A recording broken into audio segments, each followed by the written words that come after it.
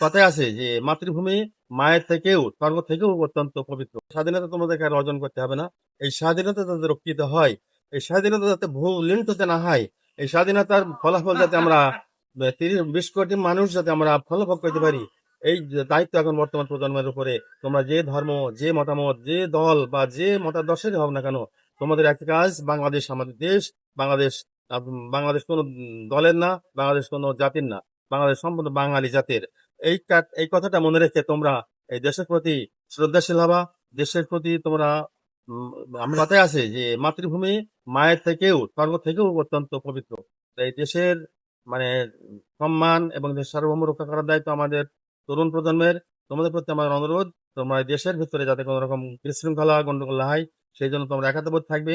এবং দেশের যদি অপমান বা মান সম্মান ভুলনিত হয়, তা তোমাদেরই আমার নতুন প্রজন্মেরই তাদের পদস্খলন হবে এবং তাদের মর্যাদার হানি হবে।